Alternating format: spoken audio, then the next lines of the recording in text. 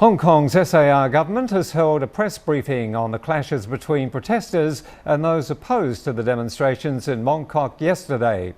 The Secretary for Security, Lai Tung Kwok, has denounced the violence. We do not approve any of this violence. Hong Kong is a lawful society. Every citizen in Hong Kong should obey the law.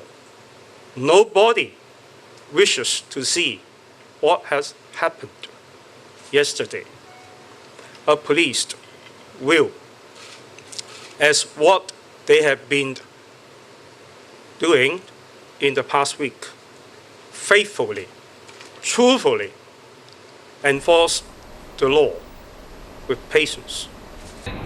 Lai said police immediately arrived at the scene of the clashes last night to restore order. They fulfilled their duty and helped protesters retreat. The overnight demonstrations and clashes have left at least 18 injured, including 6 police officers.